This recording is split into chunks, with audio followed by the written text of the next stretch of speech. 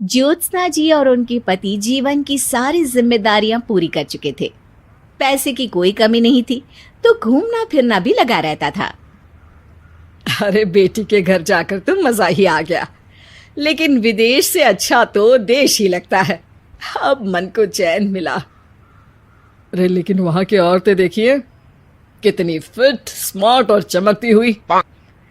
आदत से तो बाज नहीं आओगे आप। अरे मजाक कर रहा हूँ यार। अच्छा मैं जरा बाजार होकर आता हूँ।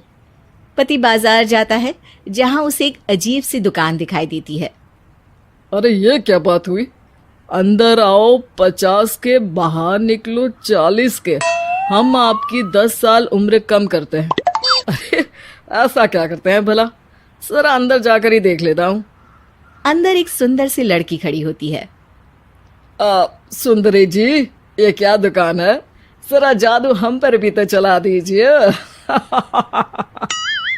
यस सर, आपको हमारी एग्जीक्यूटिव एक डेमो के लिए अंदर ले जाएगी। आप अंदर जाएंगी तो आप खुद ब खुद समझ जाएंगी। पति अंदर जाता है, जहां सेल्स गर्ल मिलकर पति को नकली बाल, नकली दांत, रंग बिरंगी कपड़े के साथ रंगीन चश्मा लगा देती है। देखिए, अब खुद को शीशे पे देखिए और बताइए सर। हाय दयो, ऐसे तो मैं किसी हीरो से कम नहीं लग रहा। दे दो, सारा सामान पैक कर दो। पति खुशी खुशी वहां से निकल जाता है। घर आकर वो सारा सामान छुपा देता है। फिर अगली शाम, सुनो मैं वॉक पर जा रहा हूँ। इस वक्त? अरे नाती पोतों को वीडियो कॉल करके बात तो कर लो। अब हाँ, आकर करता हूँ ना, पक्का पक्का। पति बाहर जाकर सारा मेकअप करता है और मार्केट में घूमता है, जहां उसे एक स्मार्ट सी महिला दिखती है। क्या आपको मुझसे कोई काम है? नहीं नहीं, आप तो बहुत हैंडसम हैं। थैंक्स। वैसे आप भी कम नहीं है। वैसे क्या उम्र होगी आपकी? लगता कितने का हूँ? 40 के तो पूरे लगते हैं। अब क्या था, 50 साल के पति को कोई 40 का बोल दी तो।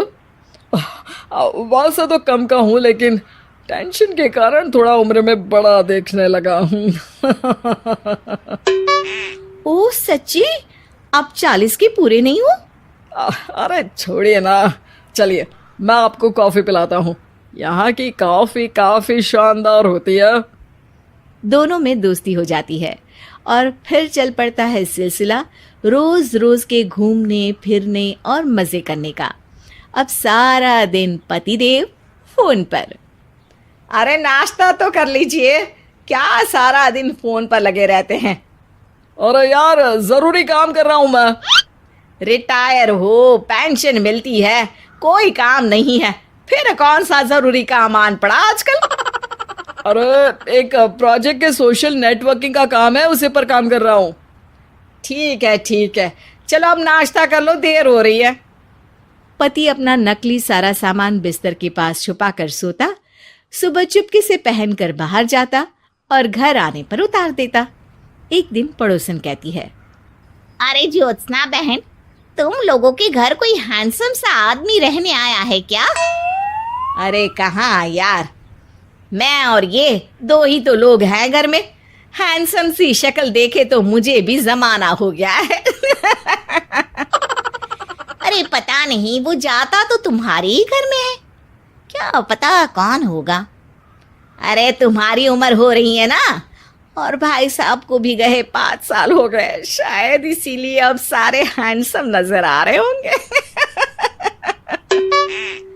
पड़ोसन भी ज्योत्सना की बात पर मुस्कुराकर वहां से चली जाती है। एक दिन, अरे सुनो जी, बहू बेटा और पोता आ रहे हैं, कुछ दिनों के लिए वो हमारे साथ ही रहेंगे। अरे शिट यार, ये क्या है? बेटे ने तो कर ली शादी, अब क्या करने आ रहा है यहाँ पर? अरे कैसी बात कर रहे हो जी, इस उम्र में तो माता पिता तरसते हैं कि बच्चे आकर साथ रहे, लेकिन आप है कि। अरे ठीक है ना, लेकिन अब देखो सभी व्यस्त हैं अपनी जिंदगी में, ये लोग आएंगे रहेंगे, कितनी डिस्टर्ब हो जाएगी लाइफ। कैसी बात कर रहे हो? अरे जैसे बहुत हैपनिंग है ना तुम्हारी लाइफ, तो जो बच्चों के आने से डिस्टर्ब हो जाएगी। अरे दिन काटने मुश्किल होते हैं, बच्चे आ जाएंगे तो थोड़ा दिन रात पता तो चलेगा। ओफो, ठीक है, लेकिन बोल देना कि ना कोई मेरे कमरे में आए, ना मेरी लाइफ पे दखल दे कि मैं कहाँ जा रहा हूँ, क्या कर रहा हूँ, समझी? खैर, वो दिन भी आ जाता है जब बहू, बेटा और पोता उन लोगों के घर आते हैं। एक दिन, माँ जी, आज मेड नहीं आई है तो मैं आप लोगों के कमरे में झाड़ू लगा देती हूँ। अरे नहीं बहू, वो तेरे पापा को ना पसंद नहीं है कि कोई उनके कमरे में जाए। तू छोड़ ना, मैं खुद ही लगा दूंगी। सास को समझ में नहीं आता कि आखिर उसके पति ने किसी को कमरे में जाने से मना क्यों कर रखा है। खैर, वो साफ सफाई करके बाहर निकल आती है, लेकिन कहते हैं ना, बच्चा तो अबोध होता है, उसे किसी बात का क्या पता।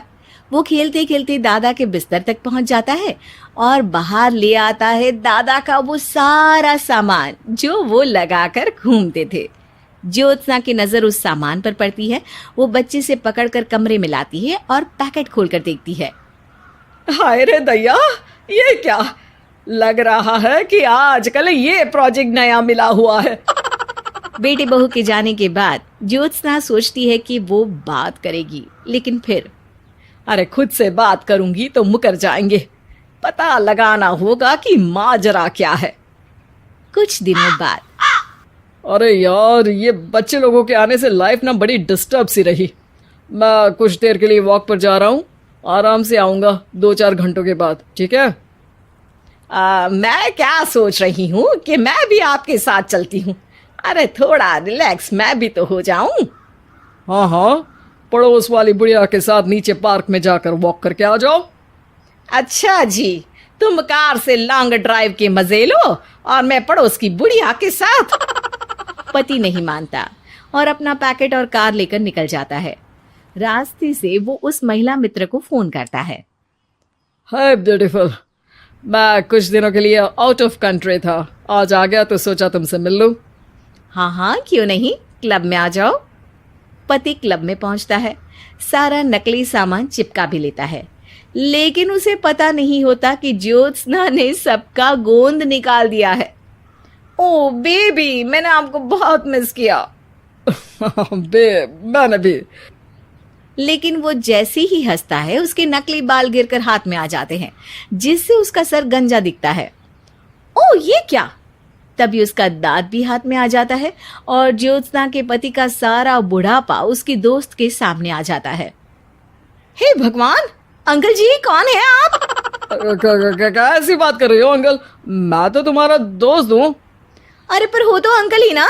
नकली दांत, नकली बाल और क्या क्या नकली है। पति को गुस्सा आ जाता है। वो महिला के बाल पकड़कर खींचता है, जिसके बाद उसका बाल भी उसके हाथ में आ जाता है और महिला के सारे पके बाल सामने आ जाते हैं। ओह, तो तुम भी उसी दुकान से हो? जाओ 50 की निकलो 40 के। हाँ, बढ़िया आई मुझे अंकल कहने वाली। लेकिन ये समझ में नहीं आ रहा कि मेरे बाल और दांत बाहर कैसे आ गए। तभी वहां ज्योत्सना आ जाती है। जी, मेरी वजह से। चलिए इन आंटी जी को नमस्ते कहिए, फिर घर चलते हैं और वहां मैं बनाऊंगी आपको 40 का।